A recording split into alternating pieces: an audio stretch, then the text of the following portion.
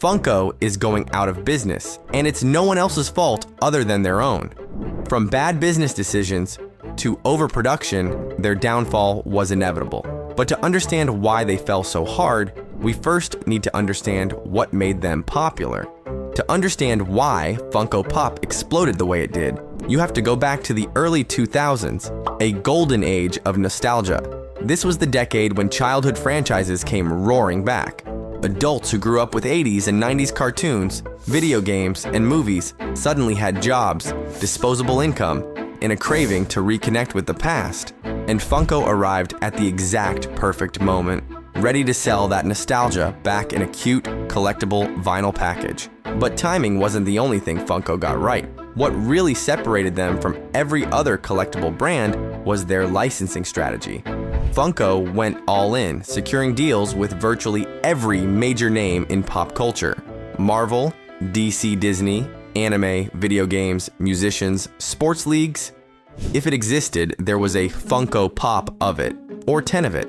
This turned Funko into the first collectible line that truly had something for everyone. Didn't matter if you loved the Avengers, Dragon Ball Z, Metallica, or NASCAR, Funko had your fandom on a shelf somewhere. And it was everywhere. Adults and kids alike could share in the collectible fun. And part of the genius behind Funko was how simple the product actually was. The molds were nearly identical. Same head shape, same body proportions, which meant Funko could pump out endless variants at almost no extra cost. Low production cost plus high output equals the perfect collectible storm. They were small, stackable, and eye-catching. People could line shelves with dozens of them, creating these massive, colorful displays that took over social media. And before long, collecting Pops became more than a hobby. It became an identity. This became a collector's dream. Another major factor in the rise of Funko Pop was the early resale market. At the beginning, Funko Pops actually had real scarcity, limited runs, vaulted figures, convention exclusives, Target exclusives, and that meant some Pops shot up in value. Fast, collectors jumped in hoping to score the next big grail. Resellers camped out at stores. Entire YouTube channels formed around Funko hunting. The hype fed the demand fed the hype.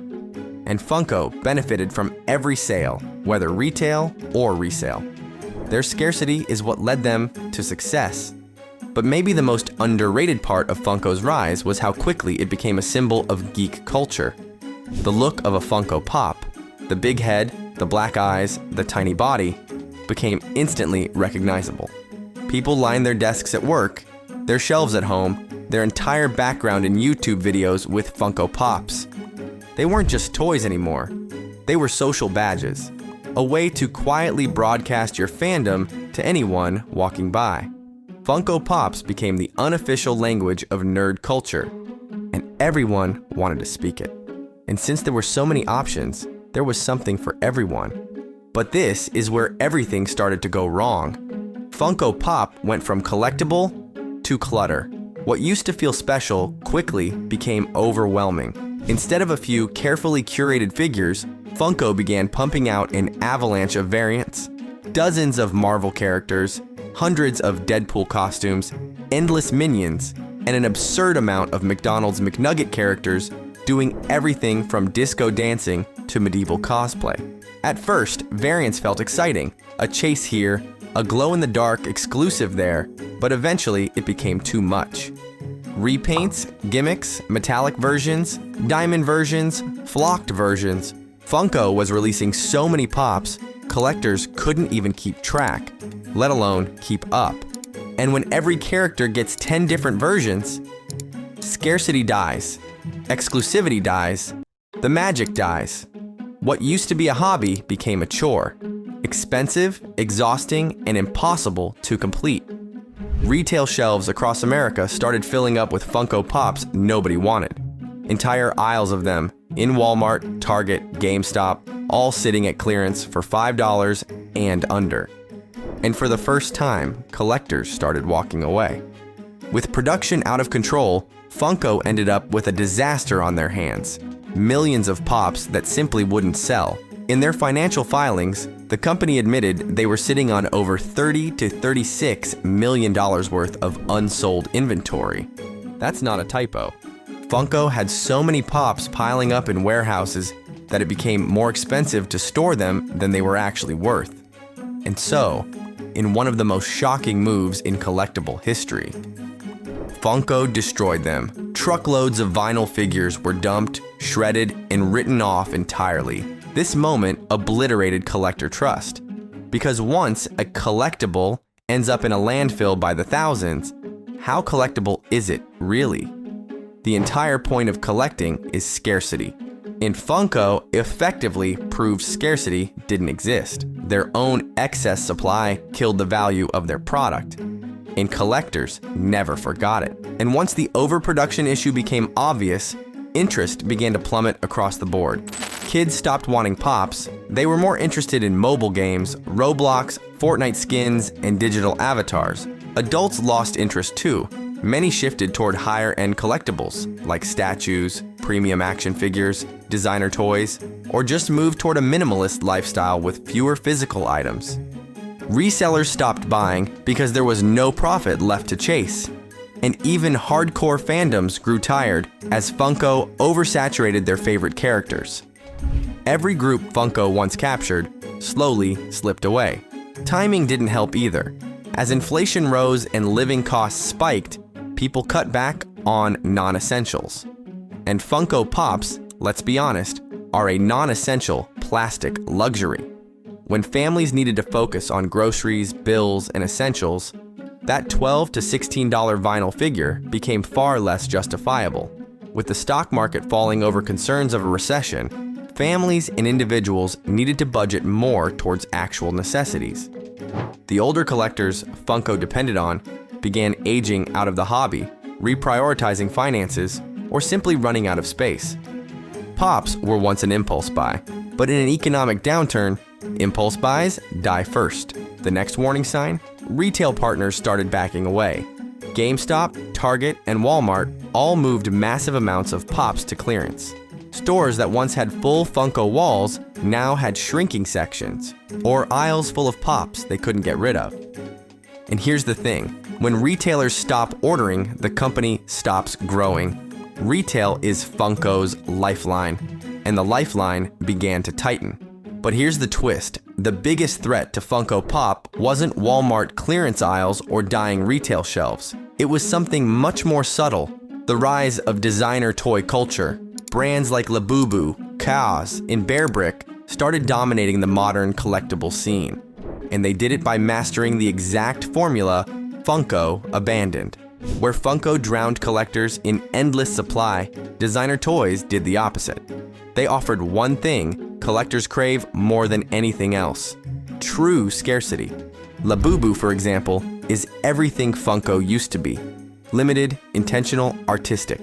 Every drop is a moment, a mystery, a hype event. They don't reveal every variant in advance. They don't overproduce. They don't milk characters dry. They let the community crave the next piece.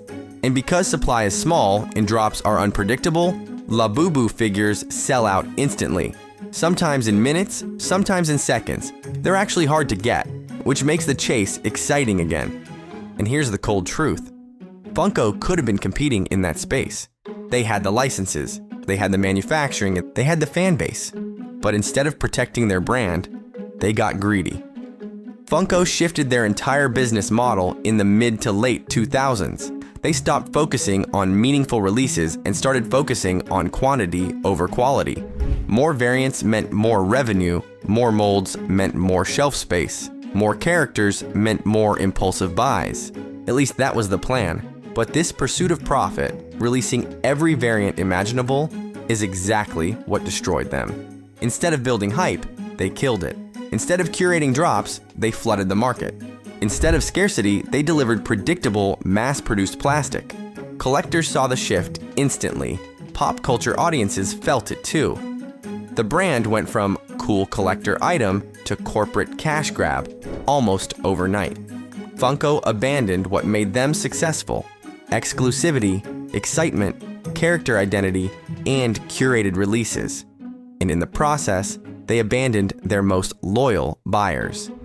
And while Funko flooded the world with repaints, gimmicks, metallics, diamonds, flocked versions, and never-ending variants, designer toys stayed small, stayed premium, and kept their mystery alive. Younger collectors now see Funko as cringe, outdated, or something their older cousin hoarded a decade ago. Meanwhile, Labubu, Cause, and Bear Brick are seen as stylish, high-end, artistic, modern. Everything Funko once hoped to be. Funko didn't just fall behind, they misread the room. They chased the money and abandoned the magic. And in doing so, they became the Beanie Babies of this generation. Then came the final blow. The secondary market collapsed. Today, over 94% of Funko Pops resell for less than retail price. Let that sink in. Collectors who once dreamed of finding a rare grail now realize most Pops are worth almost nothing. Only ultra-rare convention exclusives still hold meaning, and even those have cooled off in value. When the investment angle died, thousands of collectors walked away entirely because the truth was undeniable. The bubble had burst. And on top of everything, the brand simply got boring. Funko's signature look, big head, black eyes, stayed exactly the same for over a decade. Pop culture evolved, aesthetics evolved, collectibles evolved, but Funko didn't.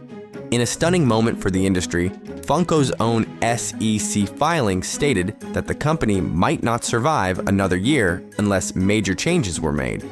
Their stock price tanked and is down over 75% over the past year. Investor confidence collapsed. Even longtime Funko supporters were forced to face the reality. The company that once dominated pop culture collectibles was now fighting for survival. Millions of small plastic figures produced endlessly, many ending up unsold, unwanted, or destroyed.